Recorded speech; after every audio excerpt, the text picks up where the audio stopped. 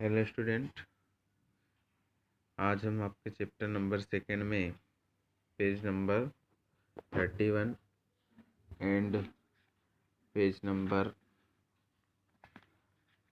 34 36 के आपके question answer जो बुक में दिए हुए हैं वो हम सॉल्व करेंगे। तो इसमें पेज नंबर 31 पे जो आपके क्वेश्चन है कि आपके पास दो विलियन है ए एंड बी। विलियन ए के जो पीएच का मान है वो 6 है और विलियन बी के पीएच का जो मान है वो 8 है। तो किस विलियन में हाइड्रोजन आयन की सांद्रता अधिक होगी और इनमें से कौन सा अम्लीय एवं क्षारकीय है। सबसे पहले हम बात करें कि ये पीएच वैल्यू होती क्या है। तो पीएच वैल्यू जो होती है ये अम्ल और क्षार के निर्धारण के लिए एक पैमाना बनाया गया है और इसकी जो डेफिनेशन है कि किसी विलियन में उपस्थित हाइड्रोजन आयन की सांद्रता को ज्ञात करने के लिए एक पैमाना बनाया गया है जिसमें 0 से लेकर 14 तक की आपकी वैल्यू होती है। और पीएच पैमाने में सामान्यतः शून्य जो है वो उदासीन को शो करता है। शून्य से पहले वाले मतलब 0 से 6 की बात करें तो वो अम्लीय कहलाएंगे और 7 to 14 आपके क्षारकीय कहलाएंगे। इसका उपयोग करके हम ये पता कर सकते हैं कि ये अम्ल है या क्षार है। तो इसकी जो आपका आंसर आ जाएगा कि विलियन ए में आयन का अधिक सांद्रण है, अतः विलियन ए जो है वो आपका क्या आ जाएगा, अम्लीय आ जाएगा और विलियन बी जो है वो क्या आ जाएगा, क्षारकीय आ जाएगा। अगले क्वेश्चन की बात करें, क्या आपका अगला क्वेश्चन है कि हाइड्रोजन प्लस आयन की सांद्रता का विलियन की प्रकृति पर क्या प्रभाव पड़ता है। तो हाइड्रोजन प्लस आयन की अपन बात करें तो जैसे जैसे आप हाइड्रोजन प्लस आयन की सांद्रता बढ़ाते जाओगे विलियन और अधिक अम्लीय होता जाता है। मतलब पहले से तो यदि हाइड्रोजन प्लस आयन की सांद्रता के ऊपर ही डिपेंड करता है, यदि आप जैसे जैसे उसकी सांद्रता बढ़ाओगे मतलब प्रति लीटर विलियन में मोलों की संख्या कितनी आपने डाली है वही उसका सांद्रता कहलाती है। तो जैसे जैसे आप हाइड्रोजन आयन की सांद्रता बढ़ाते जाएंगे विलियन और अधिक अम्लीय होता जाएगा। अगला आपका क्वेश्चन है कि क्या क्षारकीय विलयन में हाइड्रोजन प्लस आयन होते हैं, अगर हाँ तो वह क्षारकीय क्यों होते हैं। क्योंकि ये हाइड्रोजन प्लस आयन काहे से आते हैं, जल से आते हैं, इसलिए क्षारकीय विलयन में H प्लस आयन होते हैं। फिर अपन लास्ट इसके क्वेश्चन की बात करें पेज नंबर 31 के, कोई किसान खेत की मृदा की किस परिस्थितियों में बिना बुझा हुआ चूना कैल्शियम ऑक्साइड, बुझा हुआ चूना कैल्शियम हाइड्रोक्साइड या चॉक कैल्शियम कार्बोनेट का उपयोग करता है।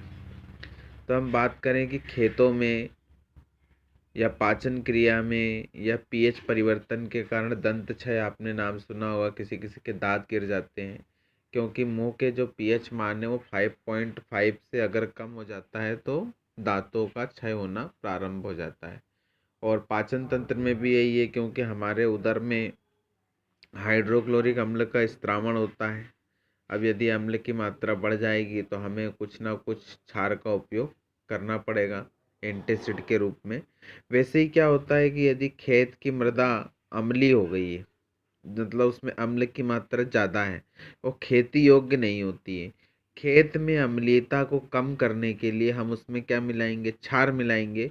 तो यहाँ किसान बुझा हुआ चूना या बिना बुझा चूना या चौक का उपयोग कर रहा है, अर्थात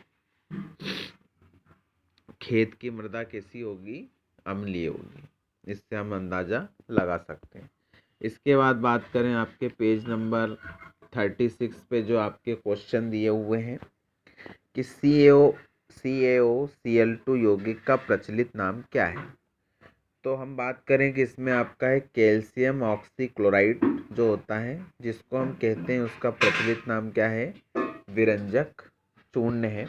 इसको रासायनिक नाम है इसका कैल्शियम ऑक्सीक्लोराइड जिसका फार्मूला है CaOCl2। नेक्स्ट आपके क्वेश्चन पे बात करें, ये ऑब्जेक्टिव टाइप है। उस पदार्थ का आपको नाम बताना है जो क्लोरीन से क्रिया करके विरंजक चूर्ण बनाता है। मतलब विरंजक चूर्ण के निर्माण की क्रियाविधि एक हिसाब से। तो शुष्क बुझा हुआ चूना जो है, क्योंकि शुष्क बुझा हुआ चूने का जो आपका फार्मूला होता है वो होता है CaOH का होल ट्वाइस। ये अपना मेन फार्मूला है। अब इस पे हम यदि क्लोरीन गैस प्रवाहित करते हैं, क्योंकि देखें आप, यदि ये फार्मूला हो गया आपका CaOH का होल ट्वाइस, अब इसमें हम क्लोरीन गैस प्रवाहित करेंगे, मतलब कि Cl2। अब आप देखेंगे यहाँ पर OH जो है कितनी बार है, वो 2 बार है।